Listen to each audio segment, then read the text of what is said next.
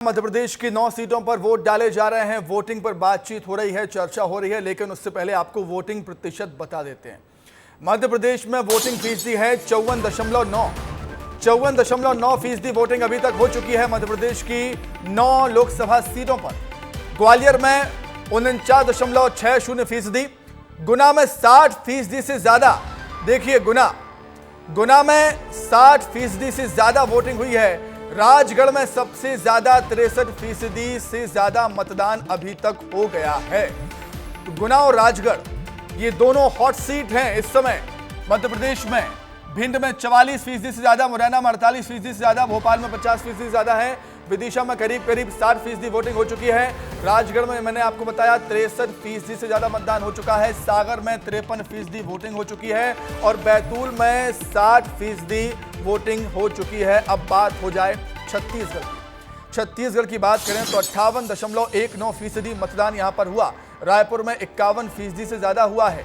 दुर्ग में 58%, बिलासपुर में 50%, जांजगीर चांपा में 55% से ज्यादा, कोरबा में 62.14%, सरगुजा में 65.31%, रायगढ़ में 67.87% मतदान अभी तक हो चुका है। तो कुल मिलाकर जो वोटिंग फीसदी निकलकर सामने आया है वो अच्छा हम इन्हें कह सकते हैं। तो ठीक है, चर्चाएं लगातार जारी हैं। चर्चा हम कर रहे हैं, हर एक सीट पर विश्लेषण भी कर रहे हैं कि जो वोटिंग फीसदी है वो क्या कह रहा है, क्या बता रहा है। दो खास मेहमान हमारे साथ जुड़े हुए हैं। सुदेश शर्मा जी हैं, कांग्रेस का पक्ष रखेंगे, और बीजेपी का पक्ष रखने के लिए हमारे साथ पंकज चतुर्वेदी जी हैं। आप दोनों का बहुत स्वागत करता हूं विस्तार में। पंकज जी, सबसे पहले आपसे ही मैं जानना चाहूंगा कि जो वोटिंग फीसदी अभी तक निकलकर सामने आया है 54% है, और हम उम्मीद कर रहे हैं कि ये 70 तक जाए। किस तरीके से देखते हैं आप इसको? देखिए सुमित जी, जिस प्रकार का वोटिंग का ट्रेंड आज सुबह से था पूरे देश में इस तीसरे चरण के मतदान में, तो स्पष्ट दिख रहा था कि जब तक शाम को 5 बजे तक क्लोजिंग ऑफ पोल होगा तो करीब 70 या उससे अधिक जाएगा। और न केवल भारतीय जनता पार्टी ने बल्कि चुनाव आयोग ने और मुझे लगता है बाकी राजनीतिक दलों ने भी कोशिश की होगी कि लोग अधिक से अधिक मतदान करें। और हमने हमारे एजेंडे पर काम किया जो बूथ का काम था, क्योंकि निश्चित तौर पर इस सच को स्वीकारना पड़ेगा कि पहले 2 चरण में जैसी अपेक्षा थी उस अनुसार मतदान नहीं हो पाया था। तो निश्चित तौर पर पिछले 2 चरण की तुलना में ये जो परसेंटेज है उत्साहजनक है। पिछली बार यदि हम 2 चरण देखें तो लगभग 3% कम हुआ था, तो इस बार ये 70 को क्रॉस करेगा तो एक हेल्दी साइन है। और अभी भी हम तो विस्तार न्यूज़ के माध्यम से उन दर्शकों से आग्रह करते हैं जिन्होंने मतदान नहीं किया है, आप यदि 5 बजे तक लाइन में भी लग जाते हो तो आपको पोलिंग का राइट है, आपको पोल करने का मौका मिलेगा। तो अगर अभी भी आप अपने घर पर हैं और विस्तार न्यूज़ की स्क्रीन पर हैं तो सीधे जाइए और वोट करके आइए, क्योंकि ये समय आपको 5 साल बाद मिलेगा ये मौका। अभी भी समय है आपके पास, वोट नहीं किया है तो घरों से बाहर निकलिए भाई साहब, वोट कीजिए और अपनी इस उंगली पर स्याही लगवाइए वोट की। स्वदेश जी, आपसे जानना चाहूंगा कि जो वोटिंग फीसदी आया है अभी तक का, क्या आप उसको कांग्रेस के पक्ष में मानेंगे? देखिए, ये लोकतंत्र का सबसे बड़ा पर्व है। मैं समझता हूँ लोकसभा के जो मंदिर का चुनाव है, जो सबसे बड़ी बात है कि ये देश के लिए रीतियाँ, नीतियाँ और कानून बनाने का काम होता है। निश्चित रूप से ये सबसे बड़ा महापर्व माना जाता है और इसमें हमने भी अपील की, भारतीय जनता पार्टी ने भी की और चुनाव आयोग या सरकार सबने प्रयास किया कि अधिक से अधिक मतदान हो। लेकिन समस्या यहाँ होती है, मैं आपको बताऊँ कि जहाँ एक अच्छे चेहरे चुनाव लड़ रहे हैं, निश्चित रूप से दोनों चेहरे, चाहे वो भारतीय जनता पार्टी के हों या कांग्रेस के हों, उनकी पूरी टीम एक साथ जब लगती है तो निश्चित रूप से वोट का प्रतिशत बढ़ता है। और इसमें ये कहा जाना कि ज़्यादा प्रतिशत हो गया तो फलां पार्टी को लाभ मिलेगा, कम हो गया तो फलां को होगा, ये तो हम जनता से पूछ के या हम जो एनालिसिस करते हैं किसी विशेषज्ञ से राय लेकर के तब पूर्वानुमान लगा सकते हैं। मैं समझता हूँ अभी चलती हुई वोटिंग में कुछ भी कह पाना संभव नहीं है। मैं ये जरूर कहूँगा, पिछले 2 फेज़ में पूरे देश में जो चुनाव हुए थे, आज जो चुनाव निपटेंगे तो मैं समझता हूँ 283 सीटों पर चुनाव हो चुके होंगे शाम तक। और 283 सीटों में जो ट्रेंड सामने आया है वो ये आया है कि सरकार से जो लोगों का गुस्सा था, युवाओं का, बेरोजगारों का गुस्सा था, महिलाओं का गुस्सा था, किसानों का गुस्सा था, ये गुस्सा फूट पड़ा है। ठीक है, वोटिंग फीसदी और परिवर्तन की लहर है। ठीक है, परिवर्तन की लहर है, ठीक है, मान लिया मैंने। लेकिन 2 फेज में जो वोटिंग हुई उसको लेकर वेदी शर्मा जी, बीजेपी कांग्रेस पर हावी रही कि इन 2 चरणों में कांग्रेस का वोटर अपने घरों से बाहर नहीं निकला। देखिए वो अंतर्यामी हो सकते हैं, हम अंतर्यामी तो नहीं है ना, हम ज्योतिषाचार हैं। हम इतना जरूर जानते हैं कि दोनों पक्ष तैयारी करते हैं, दोनों पक्ष की टीमें तैयारी करती हैं। निश्चित रूप से भारतीय जनता पार्टी ने सबसे पहले कहा अपने बूथ चलो, पर कोई नहीं गया। उसके बाद उन्होंने प्रयास किया कि 370 वोट हम हर बूथ पर बढ़ाएंगे, वो उसमें भी कामयाब नहीं हुई 2 फेज में। अब तीसरी बार उन्होंने शुरू किया कि हमारा एक कार्यकर्ता सुबह उठेगा 6 बजे और 6 बजे 6 घरों में जाएगा, 6 परिवारों को मतदान केंद्र तक ले जाएगा। ये आप कैसे कह रहे हैं कि वो कामयाब नहीं हो पाए? इसलिए नहीं हो पाए, मैं समझता हूँ कि अगर वो कामयाब हुए होते तो वोट का प्रतिशत इतना कम नहीं होता। ठीक है पंकज जी। देखिए सुमित जी, भारतीय जनता पार्टी अंतर्यामी नहीं है, कांग्रेस कह रही है। कांग्रेस अंतर्यामी है। उनको 4 जून के पहले मालूम पड़ गया कि जो पोलिंग परसेंटेज कम हुआ है वो भारतीय जनता पार्टी का कम हुआ है। उनको ये मालूम पड़ गया कि जो 370 मत पिछली बार की तुलना में इस बार बढ़ाने थे हर बार की अपेक्षा, वो नहीं बढ़े, ये इनको मालूम पड़ गया। देश के 85 लाख मतदान केंद्रों के बारे में, जिनमें से अभी आधे हुए हैं, कांग्रेस पार्टी को ये अनुमान लग गया और ज्ञान हो गया और वो घोषणा भी कर रहे हैं। अरे भाई साहब देखो तो कांग्रेस पार्टी किधर जा रही है। वोट जिहाद, सुमित जी मैंने 1952 से चुनाव का इतिहास पढ़ा है। हाँ। और बहुत सारे चुनाव देखे हैं, आपने भी देखे होंगे, पुराने पत्रकार हैं आप जी। वोट जिहाद शब्द पहली बार हमने सुना। क्या होता है जिहाद पता है कांग्रेसियों को? वोट जिहाद, भारतीय जनता पार्टी के खिलाफ वोट जिहाद, तुष्टीकरण का पतन, पराकाष्ठा यदि कोई देखी तो ये देखी। वोट जिहाद कहां लेके जाना चाहते हो दोस्त को? किस दशा में और कैसी दशा में, कहां लेकर जाना चाहते हो आप चाहते हो कि भारत बिल्कुल उसके टुकड़े हो जाए, जैसे आपकी टुकड़े गैंग काम करती है? कौन सी अप्रोच है आपकी? क्यों मुसलमानों को अलग कर रहे हो आप सबसे देश से? इसी भारत भूमि पर मुसलमान कहिए सबका साथ सबका विकास। देखिए माननीय प्रधानमंत्री महोदय ने आचार संहिता के पैरा फर्स्ट में जो लिखा है कि चुनाव के दौरान अगर कोई भी नेता सांप्रदायिक भाषण देता है, सांप्रदायिक तनाव बढ़ाने की कोशिश करता है, उसके खिलाफ कार्रवाई चाहिए। ओबीसी का आरक्षण लूटकर मुसलमान को, वोट जिहाद, ओबीसी का आरक्षण लूटकर मुसलमान को मुस्लिम पर ले आए, संपत्ति लूटने के लिए विरासत कानून, उन्होंने राम मंदिर का विरोध। अरे वोट जिहाद का उत्तर मांग रहा है प्रधानमंत्री महोदय ने पूछा देश और गृह मंत्री वोट जिहाद क्या होता है? इन्होंने वोट जिहाद का उत्तर दीजिए। जनाजे से वोट जिहाद का उत्तर दीजिए। वोट जिहाद से क्या? जिहाद का जवाब मैं दे दूं, बताइए। जनाजे का ठीक है, अरे वोट जिहाद चलिए ठीक है, एक एक करके लेके रिएक्शन। जी हमको वोट जिहाद का उत्तर चाहिए, हमको उत्तर चाहिए कि ओबीसी का आरक्षण लूटकर मुसलमानों को क्यों, हमको उत्तर चाहिए सच्चर कमेटी क्यों, हमको उत्तर चाहिए रंगनाथ मिश्रा आयोग क्यों, ठीक है लौटूंगा चाहिए पंकज जी, लौटूंगा क्यों? ठीक है पंकज जी, चाहिए। ठीक है पंकज जी, लौटूंगा पंकज जी। तुष्टीकरण की राजनीति के आरोप बहुत पहले से लगते आए हैं कांग्रेस पार्टी पर सुदेश शर्मा जी, और अभी भी आरोप वो लगते आए हैं, अभी भी उन आरोपों से कांग्रेस पार्टी बाहर नहीं निकल पा रही है। क्यों ऐसा? भारतीय जनता पार्टी सुबह शाम उठ करके व्हाट्सएप ज्ञान लेती है और व्हाट्सएप ज्ञान के माध्यम से लोगों को गुमराह करने की कोशिश करती है। हाँ। पहले प्रभु राम को लेकर के आए, बताओ आप प्रभु राम को लेकर आए हैं, ये इन्होंने शुरू किया है वो जिताना उनको, लाना उनको जो राम को लेके आए। अरे प्रभु राम तो कड़कड़ में बसे हैं, हमको ले आए, हमारे पिताजी को ले आए, हमारे पिताजी के पिताजी को ले आए, हम उनको लाने वाले कौन होते हैं? भारतीय जनता पार्टी ने पहले पेज में कोशिश की, उसमें कामयाब नहीं हुए, तो ये हिंदू मुस्लिम पर माननीय प्रधानमंत्री। लेकिन स्वदेश जी जो काम कई वर्षों से अटका हुआ था, भटका हुआ था, उसे भारतीय जनता पार्टी ने पूरा किया है। पर उस पर वोट मांगना हाँ। मैं समझता हूं ये तुष्टीकरण है, ये बांटने का एक जरिया है, जिस माध्यम से माननीय प्रधानमंत्री महोदय ने जो भाषण दिया, हिंदू मुस्लिम का भाषण दिया, मैं समझता हूं ये देश के लिए दुर्भाग्य है। तो मेरी 35 साल की राजनीतिक जीवन में सुमित जी मैंने कभी नहीं देखा किसी भी दल का प्रधानमंत्री हो उसने ऐसा भाषण दिया हो, इतना बौखला गया हो उन दो पेज में। आपका कहना यह है कि भगवान राम के नाम पर बीजेपी वोट मांगती है?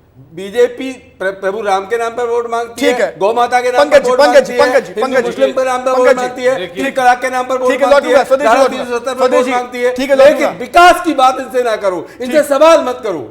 ठीक है, देखिए सुमित जी, भारतीय जनता पार्टी ने अक्टूबर 1951 में जनसंघ के जमाने से राम मंदिर निर्माण की बातचीत करी, धारा 370 मिटाने हटाने की बातचीत करी और हमने उसको पूरा किया। हाँ। कितनी सरकारें थी? 60 बातचीत करना अलग बात है। देखिए राजीव गांधी ने, अरे भाई बात सुन लो, राजीव गांधी भाई पट खुलवाए, इसको भी जो बोलो आपने मुझे सिखाया था, आप याद करो, आपने ही कहा था कि राजीव गांधी ने रामचंद्र के पट खुलाए थे। अरे भाई क्या वो बात झूठ थी या हादसा से है? अरे शांति सुन लो स्वदेश जी, परेशान मत हो, बात ध्यान से सुनो, अपने अवसर पे बोलना, नहीं तो क्या डिबेट खराब मत करो, बड़े चैनल में बैठे हैं लोग।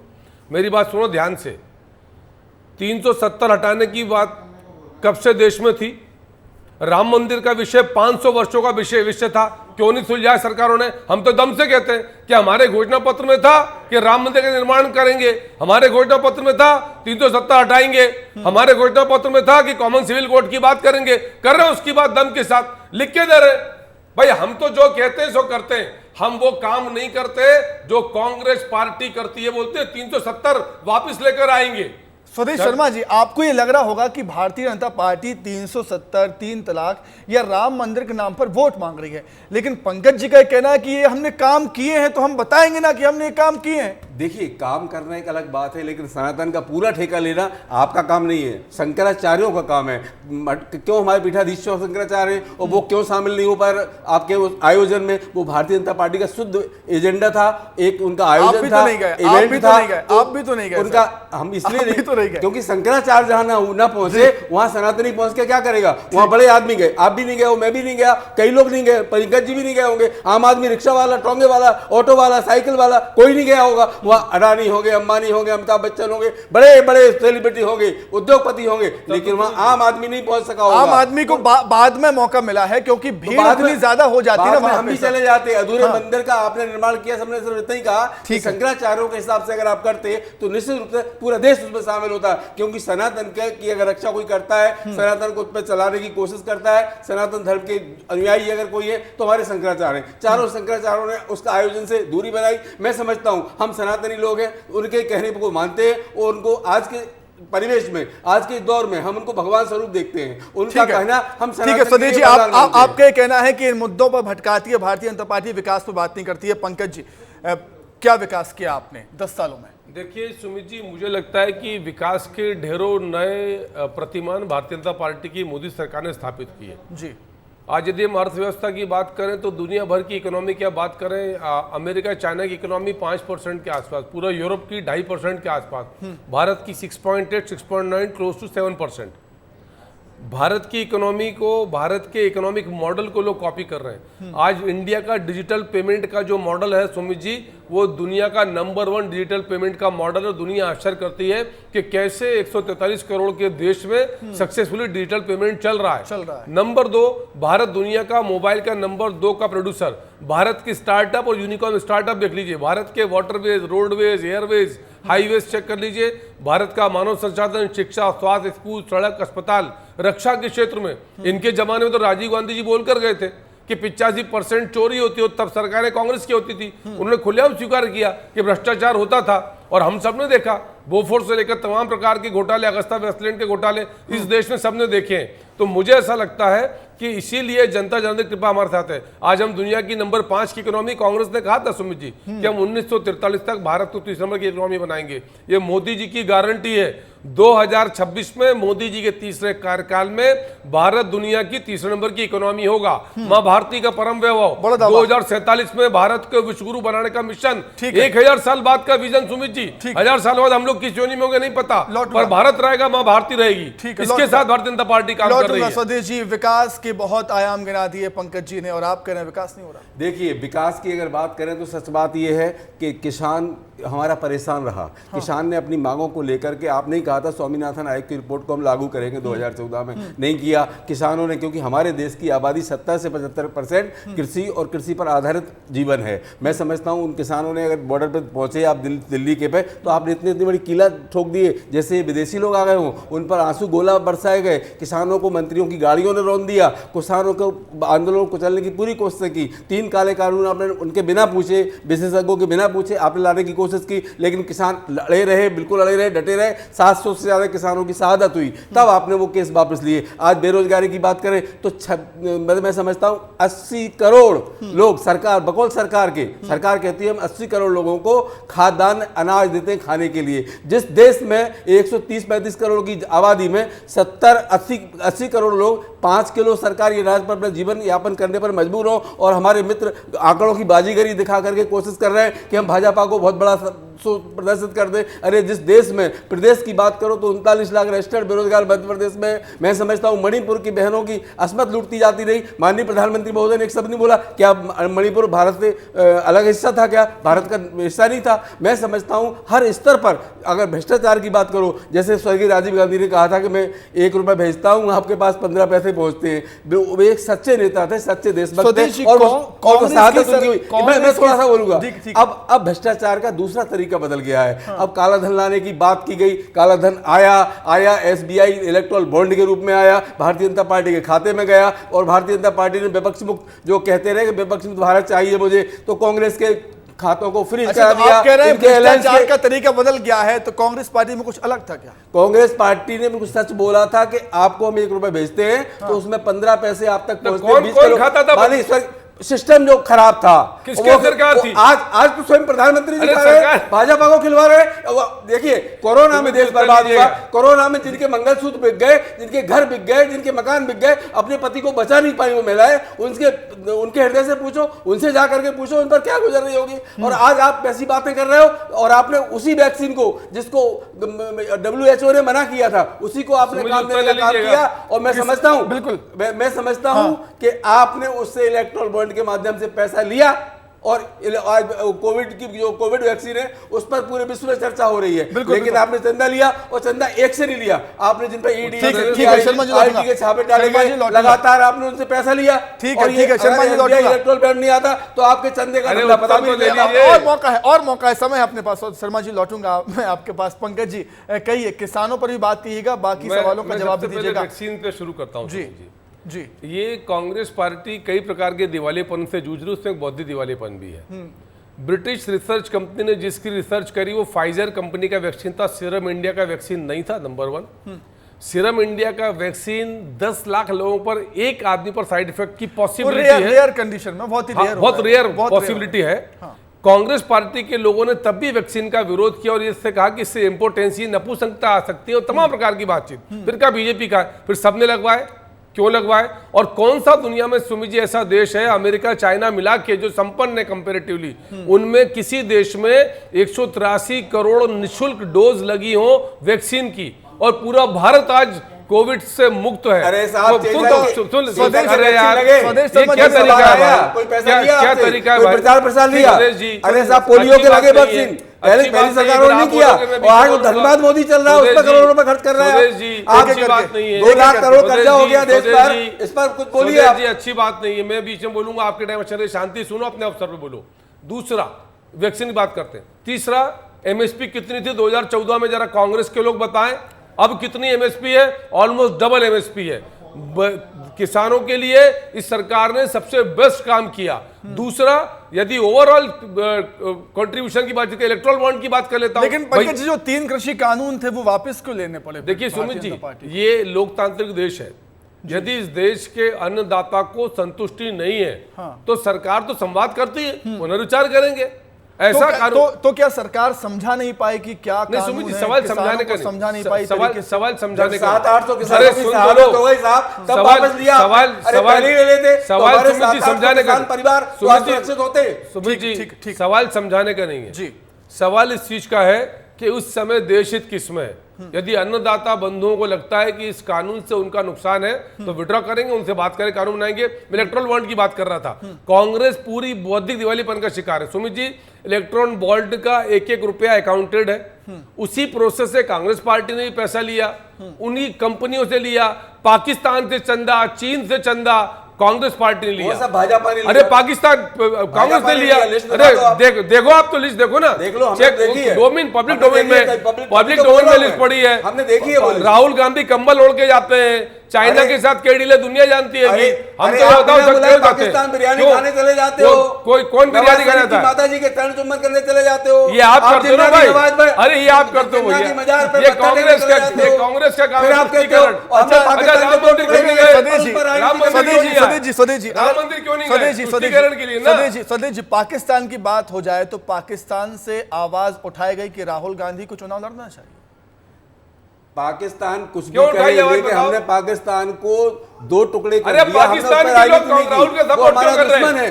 अरे पाकिस्तान के लोग राहुल गांधी बुलाए बिरयानी खाने चले गए साहब, पाकिस्तान के लोग राहुल गांधी के क्या समर्थन बुलाया में था क्यों? नवाज शरीफ ने आपको? अरे पाकिस्तान के लोग राहुल गांधी के समर्थन में क्यों? 35 किलोमीटर अरे ये बताओ, उस पर जवान अरे पाकिस्तान के लोग राहुल गांधी के समर्थन में क्यों? मिला करके अरे भैया पाकिस्तान के लोग कांग्रेस के जमाने में, अरे पाकिस्तान के लोग राहुल गांधी का समर्थन क्यों कर रहे हैं? आज स्थिति हो गई है सबसे खराब अगर भैया मानी जाती है। अरे पूछो ना, राहुल गांधी की कौन सी डील है? साहब चलिए, डील दवाई नहीं है, डील आपकी है। बिरयानी आप खाते हो, नमक आपने खाया पाकिस्तान का, हमने नहीं खाया। चलिए राहुल गांधी का सपोर्ट क्यों कर रहा पाकिस्तान? नमक आपने खाया बिरयानी के माध्यम से, मुस्लिम लीग जैसा घोषणा पत्र। हमने नहीं अच्छा खाया। ठीक है घोषणा पत्र मुस्लिम लीग जैसा। ठीक है पर्सनल लॉ की बात पढ़ लीजिए, करो। उसी अरे से पढ़ो ना, बनाए हुए हो। चलिए, एक सवाल। पढ़ो देश की हर महिला को 1 लाख रुपए प्रति ठीक है। वर्ष देंगे, ये घोषणा पत्र में, घोषणा पत्र में ये है कि हम शिक्षित एक मेरा सवाल, 1 लाख रुपए प्लीज के रूप में देंगे। प्लीज स्वदेशी प्लीज, अभी तो पाकिस्तान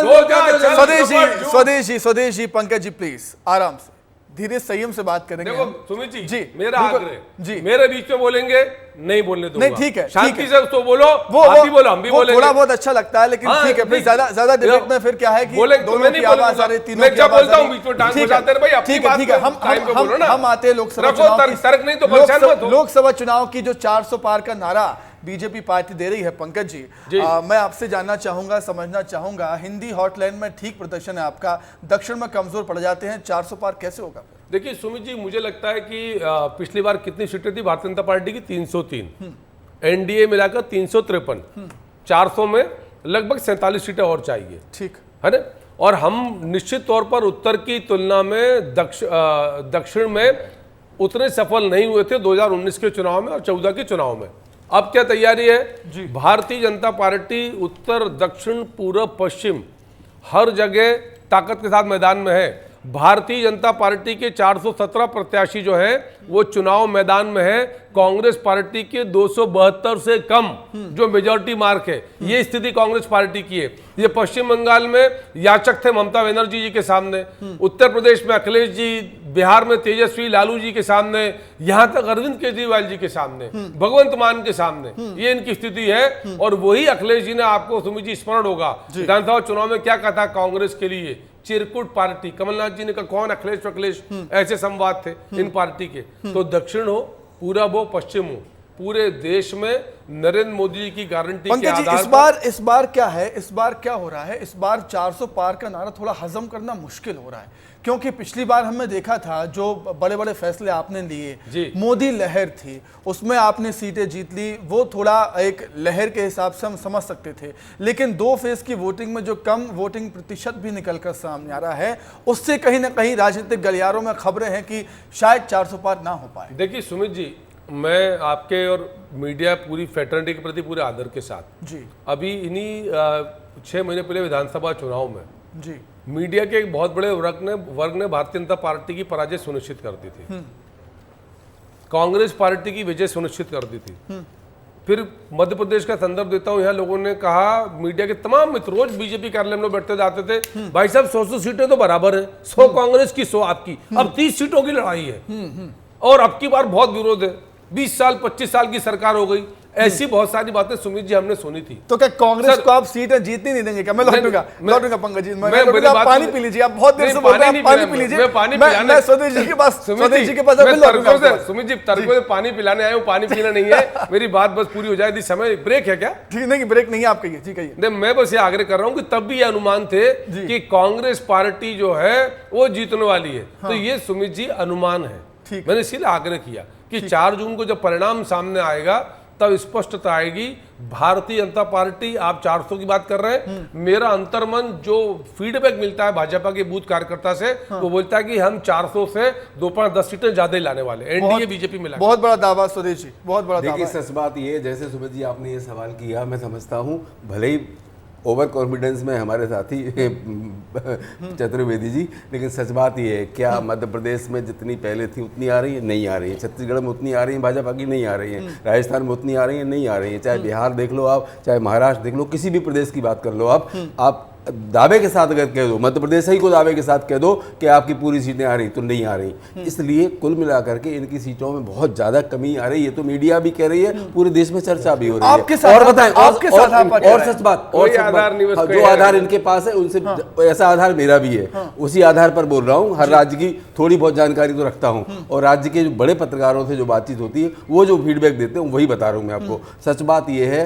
कि माननीय प्रधानमंत्री महोदय ने 400 पार के नारे को बंद कर दिया है। आप कह रहे हैं कि 400 पार नहीं होगा, 29 सीटें बीजेपी नहीं जीतने वाली मध्य प्रदेश में, छत्तीसगढ़ में भी 11 सीटें नहीं जीतने वाली है। लेकिन ऐसा कैसे होगा, क्योंकि कांग्रेस पार्टी में ही भगदड़ के हालात है अभी। देखिए, भगदड़ के हालात तो इन्होंने कुल मिला के एक इवेंट तैयार किया है, एक इनका जो आइडियोलॉजी तैयार की है, अपनी स्ट्रेटजी तैयार की है, वो ये की है कि आयातित नेताओं से पार्टी को भरो, एक माहौल बनाने की कोशिश करो ताकि मीडिया में चर्चा का विषय रहे। और वो उनके आने से नुकसान भाजपा को क्या हुआ, इनका जो देवतुल्य कार्यकर्ता था, जिसने दरी बिछाई, चने चबाए, साइकिल चलाई, दूसरों के घर में खाना खाया, लेकिन पार्टी को विश्व की सबसे बड़ी मिस कॉल वाली पार्टी बनाया, उन लोगों को कहीं ना कहीं ये बात अखर गई और उनका सम्मान खत्म हुआ। उनका जब उन्होंने अपमान महसूस किया तो उनके बूथ तक नहीं गए, ना इनके बूथ कमज़ोर हैं। इनके बड़े केंद्रीय मंत्री ने भी कहा था कि हमें कांग्रेस के बूथों को कमज़ोर करना है। तो कुल मिला के इन्होंने इस तरह की कोशिश की है। अब आप कहते हो 400 पार क्यों नहीं? माननीय प्रधानमंत्री महोदय ने सबसे पहले नारा दिया था अब की बार 400 पार, अमित शाह ने दूसरी बार बोला था। उसके बाद जब 2 फेज़ का जो चुनाव हुआ उसके बाद उन्होंने वो कहना बंद कर दिया है। अब क्यों बंद कर दिया ये आप भी समझते हैं, अंदर खाने की बातें हैं। उजागर तो जब ही होगा जब 4 जून को रिजल्ट आ जाएगा कि क्यों बंद उन्होंने किया था। कुल मिला के ये सारी बातें, इधर क्या माननीय प्रधानमंत्री महोदय का पहले था सबका साथ, सबका विकास, सबका विश्वास। उसके बाद ये भाषण देना 2 फेज के बाद कि आपका मंगलसूत्र को, आपकी स्वदेशी विधान मुसलमानों को दे देंगे। सुनते लीजिए आप, ठीक। जब माननीय प्रधानमंत्री महोदय का हिंदू मुस्लिम पर उतर आना ये सिद्ध करता है कि आप बौखलाए हुए, आप समझ चुके हैं कि आप हार रहे हैं चुनाव। ठीक है, तो अब 400 पार तो सवाल ही ठीक है। 400 पार का नारा मोदी जी भी नहीं बोल रहे हैं, अमित शाह जी भी नहीं बोल रहे हैं, वो पता नहीं क्यों नहीं बोल रहे हैं, ये उस पर बात नहीं कर रहा हूं मैं। लेकिन अगर विधानसभा चुनाव की बात की जाए, मध्य प्रदेश छत्तीसगढ़ में बीजेपी ने लैंडस्लाइड विक्ट्री की थी। ना हमने ना आपने अंदाजा नहीं लगाया था। टीएस सिंहदेव से उस समय मैंने बातचीत की थी, उन्होंने ये कहा था कि बीजेपी की रणनीति को समझना अब बेहद मुश्किल हो गया है। स्वदेश जी, देखिए बिल्कुल सच बात है, आपने सारे लोग हतप्रभ रह गए थे जिस समय रिजल्ट आया। तो विधानसभा के चुनाव तो हो सकता है शायद लोकसभा चुनाव में भी आप समझ नहीं पा रहे हो। हाँ, यही तो जनता समझ नहीं पा रही। भले ही वो 400 पार की बात सुन रही हो, टीवी चैनल पे, अखबारों में विज्ञापन, सारी चीजों में सुन रही हो, लेकिन परिणाम चौंकाने वाले आएंगे। ऐसे चौंकाने वाले आएंगे कि माननीय प्रधानमंत्री महोदय ने जिस तरह से कहा था, क्योंकि ना तो RSS में भी सब कुछ चिकनी चल रहा है मोदी जी के प्रति, भाजपा में भी ऊपर खाने के नेताओं में खींचतान मची हुई है। पंकज जी, बीजेपी देशवासियों को चौंकाती है अपने फैसलों से, रिजल्ट से भी। क्या लोकसभा चुनाव में एक बार फिर से आप चौंकाने वाले हैं आम जनता को और कांग्रेस को भी? देखिए सुमित जी, मैं तो जब कांग्रेस के मित्र लोग RSS की बात करते हैं तो मुझे बहुत आशा होता है, इतना आत्मविश्वास से RSS की बात करते हैं जैसे RSS के मुख्यालय से इनको डायरेक्ट सूचना आती हो कि क्या चल रहा, क्या नहीं चल रहा। सिर्फ झूठी बातचीत। और प्रधानमंत्री मोदी जी ने और अमित शाह जी ने डे 1 से लेकर अब तक कहा, राष्ट्रीय अधिवेशन से जो बात कही अब भी उस पर कायम है। अब की बार फिर 400 पार, फिर देश में मोदी जी की सरकार। ये हिंदू मुस्लिम की बात करते हैं। प्रधानमंत्री जी ने जब कहा कि ये संपत्ति लूटने की, मंगलसूत्र लूटने का मैनिफेस्टो है, योजना है, तो कहा कि देश के प्रधानमंत्री जी असत्य कहते हैं। प्रधानमंत्री ने जब कहा कि ये हिंदू मुस्लिम की बात करते हैं तो कहा कि प्रधानमंत्री जी तो झूठ बोलते हैं। तो मनमोहन सिंह जी का एक वीडियो हमने जारी किया, ऑफिशियल वीडियो बीजेपी के ट्विटर हैंडल पर आज भी पड़ा है, जिसमें मनमोहन सिंह जी स्पष्ट तौर पर कह रहे हैं कि देश के पूरा वीडियो दिखाइए अभी। उत्तर सुन ले स्वदेश जी, देश के संसाधनों का पहला अधिकार मुसलमानों का है। ठीक। दूसरा, संपत्ति के लिए विरासत कानून की बात। राहुल गांधी जी ने कांग्रेस के मैनिफेस्टो, मंगलसूत्र लूटने के मैनिफेस्टो लॉन्चिंग वाले दिन कहा है पब्लिकली, प्रेस के सामने, कि हम एनालिसिस करेंगे प्रॉपर्टी का, संपत्ति का। अरे भाई, नेशनल हेराल्ड की प्रॉपर्टी है, ये आपके घर की संपत्ति एनालिसिस करोगे आप कि 50 लाख देके 5,000 करोड़ की प्रॉपर्टी हजम करो नेशनल हेराल्ड के समान, उसमें 5 लाख लोगों का हिस्सेदारी है। स्वदेश जी, कुछ वीडियो के लिए कुछ कह रहे थे आप, क्या वीडियो में क्या कर दें? वो माननीय मनमोहन सिंह जी का पूरा वीडियो वो वाला अगर दिखवा दिया जाए तो ये भारतीय जनता पार्टी का झूठ और ये हम सच्चे होंगे तो वो सामने आ जाएगा। अब वीडियो की बात, अब वीडियो का जिक्र आप कर रहे हैं, गृह मंत्री अमित शाह का भी वीडियो वायरल हो गया था, एक आरक्षण खत्म करने को लेकर प्रेस कॉन्फ्रेंस की थी उन्होंने, ओरिजिनल वीडियो और एडिट वीडियो का जिक्र हम किया। तो कह रहे हैं और केस किया उसमें, एक मुख्यमंत्री को नोटिस दिया फर्जी वीडियो बनाने का। हम तो कह रहे हैं कि लाओ ना ओरिजिनल वीडियो, करो तो हमने देश के प्रधानमंत्री जी को माननीय मनमोहन सिंह जी ने ये कहा था। अरे भाई वीडियो लाओ, पूरी बात सुन लीजिए, मैंने भी उस वीडियो को सुना है। माननीय मनमोहन सिंह जी ने ये कहा था कि जो पिछड़ा है, जो दलित है, जो आदिवासी है, अल्पसंख्यक का नाम लिया था। अल्पसंख्यक में अकेला मुसलमान नहीं आता, उसमें जैन भी आते, उसमें सरदार भी आते, उसमें बौद्ध भी आते, तो उन सबका हिस्सा भी जरूरी है। मतलब उनको अनदेखा नहीं किया जा सकता, क्योंकि देश का 80 करोड़ व्यक्ति जब शासकीय अनाज पर अपना जीवन निर्भर करता हो, उस देश में पहला अधिकार उनका होना चाहिए कि नहीं होना चाहिए? तो अगर ये बात कही थी, आप तोड़ मरोड़ के उसको पेश करके उसका आप हवाला देके हिंदू मुस्लिम पर उतर आओ, तो ये गलत बातें हैं। दिग्विजय सिंह जी मुझे स्क्रीन पर दिख रहे हैं, इसलिए मुझे एक बात याद आ गई है। स्वदेश शर्मा जी, आप कह रहे हैं देश में आप सरकार बनाने जा रहे हैं, मध्य प्रदेश छत्तीसगढ़ में भी अच्छा प्रदर्शन आपका रहेगा, मतलब ईवीएम की लाज बच जाएगी इस बार?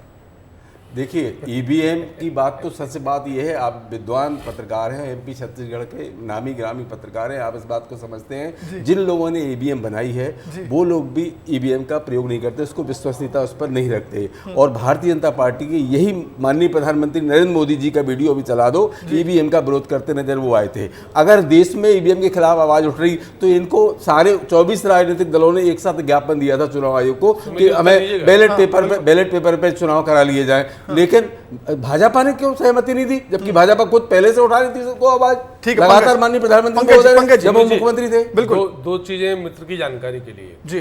कांग्रेस पार्टी के मंगलसूत्र लूटने के मैनिफेस्टो में ईवीएम से चुनाव कराने का उल्लेख है, पढ़ लें कांग्रेस के लोग। नंबर 1, यदि ईवीएम का विरोध दिग्विजय सिंह करते हैं क्यों? फिर दूसरा, इस प्रदेश से मध्य प्रदेश और छत्तीसगढ़ दोनों जगह, और दिल्ली में आपका चैनल, नेशनल चैनल भी है ये जी जी, भूपेश बघेल जी ने कहा था कि मैं 384 से ज्यादा कैंडिडेचर फाइल कराऊंगा ताकि ईवीएम से पोलिंग नहीं हो। और यही दिग्विजय सिंह जी ने भी कहा 19 उनको मिले, दिग्विजय सिंह जी को मिले 15, और दोनों जगह 12-12 लाख से अधिक मतदाता हैं। तो जिनको अपने मतदान क्षेत्र में 384 लोग नॉमिनेशन कराने लायक नहीं मिले, वो चुनाव जीतने की बात करते हैं। चाहे दिग्विजय सिंह जी और भूपेश बघेल जी हों, दोनों गुरु चेले हैं, मुख्यमंत्री रहे लंबे समय तक छत्तीसगढ़ मध्य राज्य के, ये इनकी योजना है। मैनिफेस्टो में मंगलसूत्र लूटने के मैनिफेस्टो में ईवीएम से चुनाव का जिक्र है, और यहाँ विरोध कर रहे हैं। हाँ। अभी जहाँ जीते वहाँ ईवीएम से आपत्ति नहीं। बिल्कुल सतीश जी, ये हारे वहाँ आपत्ति। ये एक सही पॉइंट यहाँ पर पंकज जी ने उठाया कि ये कैसी योजना कि 384 कैंडिडेट उतार दिए जाएं तो वीवीपैट से चुनाव हो जाएंगे। सुमित जी, उनका अपना नजरिया क्या रहा नहीं पता मुझे, लेकिन इतना जरूर कहूंगा कि आपने चुनाव आते आते सबसे पहले आपने कहा कि हमें कांग्रेस मुक्त भारत चाहिए, विपक्ष मुक्त भारत चाहिए। उसके बाद आपने कहा कि आपने जो हमारा अलायंस था, आप भी 38 राजनीतिक दलों के साथ सरकार बना के बैठे हो, आज भी आपका एनडीए है, आप भी अकेले नहीं हो। कुल मिला के अगर हमने अलायंस बना लिया तो आपने 2 मुख्यमंत्रियों को चुनाव के रहते जेल में डालने का काम किया, आपने कांग्रेस के खातों को फ्रीज करने का काम किया, आपने आईटी सीबीआई और इनकम टैक्स के जितने छापे पड़े, मैं समझता हूं 95% को आपने या तो बीजेपी